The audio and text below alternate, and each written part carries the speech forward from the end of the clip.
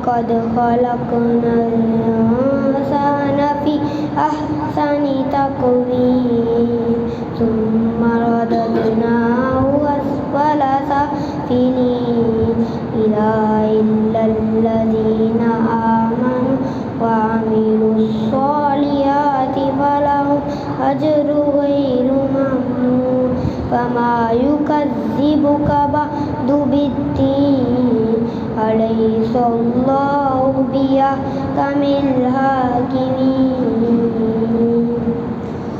صدق الله العظيم.